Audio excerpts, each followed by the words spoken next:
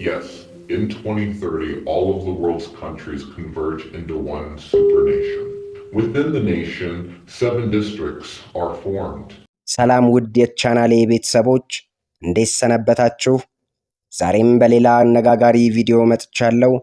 ቻናሌን ሰብስክራይብ፣ ቪዲዮውን ላይክ እና ሼር በማድረግ እንዲሁም የደውል ምልክቷን በመጫን በየጊዜው የሚለቃቸው አስገራሚና አነጋጋሪ መረጃዎች እንዲደርሷችሁ በማድረግ ቤተሰብ እንድትሆኑኝ የአክብሮት ግብዣዬ ነው። መልካም ቆይታ።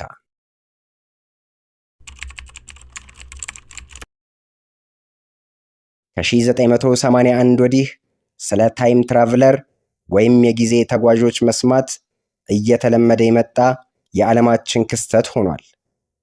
ለዛሬው በማስቃኛችሁ ቪዲዮም አንድ ታይም ትራቭለር ወይም የጊዜ ተጓዥ ነኝ ያለ ግለሰብ አስቀድሞ 2045 ላይ ሆኖ የሚከሰተውንና ያየውን በውሸት መመርመሪያ ማሽን ወይም ላይስ ዲቴክተር ማሽን ላይ ቁጭ ብሎ እንደሚከተለው ይነግረናል። ምን ያህሉ እውነት ይሆን? ካያቸውና ይሆናሉ ካላቸው ነገሮችስ የትኞቹ ናቸው ማሽኑ እውነትነታቸውን የሚያረጋግጠው? እስከ ቪዲዮው መጨረሻ አብራችሁም በመቆየት ይህንን አስገራሚና አነጋጋሪ እውነት እንድትመለከቱ ጋበዝኳችሁ። አዳም አርኪን እባላለሁ። የጊዜ ተጓዥ ነኝ። ከ2045 ዓ.ም ወዲህ ያሉትን መረጃዎች ልሰጣችሁ መጥቻለሁ። ዛሬ ከኢፕክስ ቲቪ ጋር የውሸት መመርመሪያ መሳሪያው እኔ ላይ እንዲገጠምና የምሰጣችሁ መረጃ ትክክለኛና ዓለምን ወደ ተሻለ መንገድ የሚቀይራት እንደሆነ ላረጋግጥላችሁ መጥቻለሁ።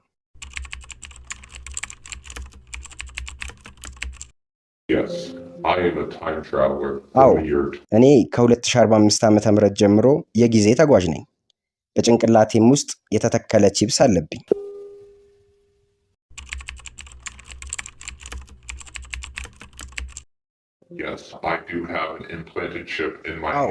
እጅግ ቅንጣት የምታክል ቺፕስ በጭንቅላቴና በእጄ ላይ ተቀብሮብኛል።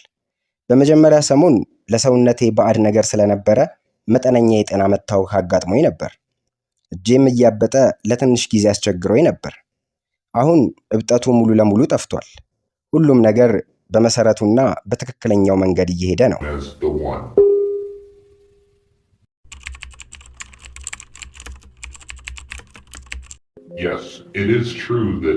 አዎ፣ እውነት ነው።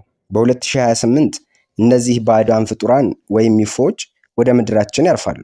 ከ2028 አስቀድሞ ግን እነዚህ ባዕዳን ፍጡራን መኖራቸውን እንድናውቅ እንደረጋለን።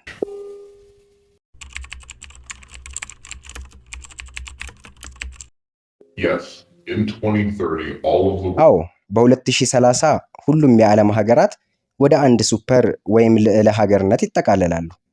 በ7 የተለያዩ ዞኖችም ይከፋፈላሉ።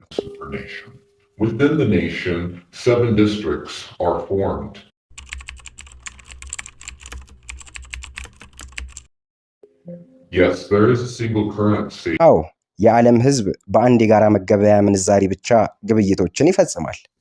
ለዚህም ይረዳው ዘንድ በመላው የዓለም ሕዝብ እጅ ላይ ማይክሮቺፕስ ይተከላል። ቺፕስ ከሌለህ ገንዘብም የለህም።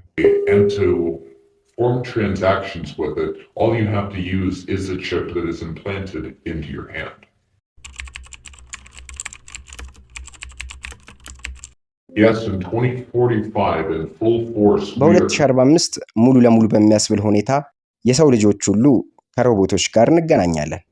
ከነሱ ጋርም ህይወትን እንጋራለን። የኛ የሆነውን ሁሉ ይወስዳሉ።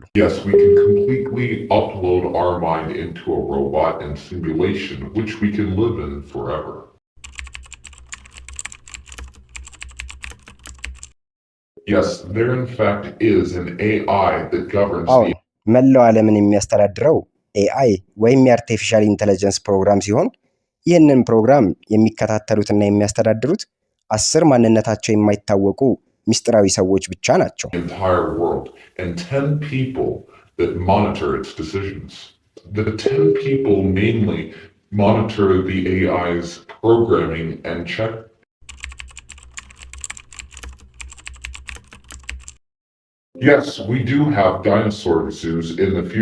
አዎን፣ ለወደፊቱ በድጋሚ የሚፈጠሩ የዳይኖሰር ዝርያዎች ይኖራሉ። እንደ ቲሬክሰስ፣ ትሪክሬፕቶስ እና ቬሎክሪፕትሮስ የሚባሉ የዳይኖሰር ዝርያዎች በድጋሚ ይፈጠራሉ። You can see T-Rexes, Triceratops, Velociraptors. If they existed, you can see it.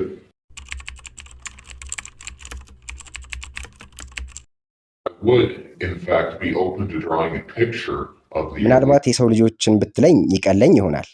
አሁን ባለሁበት የአእምሮ ሁኔታ ግን ኤሊየንሶችን ወይም ዩፎዎችን ለመሳል አንዳንድ ቴክኖሎጂዎች ያስፈልጉኛል። ይሄ ከተሟላ ምናልባት ለወደፊቱ ላደርገው እችል ይሆናል። I can also show you some technology from the future as well.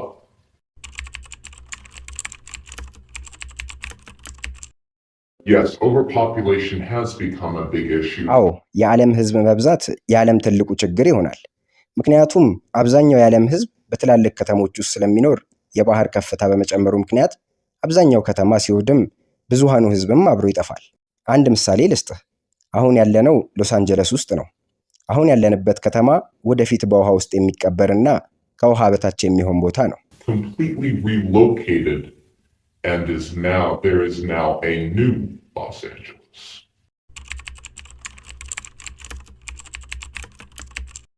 Yes, we have underwater cities, much like what you guys would. የውሃ ውስጥ ከተሞች ይኖራሉ። ብዙዎቹ አትላንቲክ ብለው እንደሚጠሩት ሁሉ ለወደፊቱም እውን የሚሆኑ የውሃ ውስጥ ከተሞች ይኖሩናል።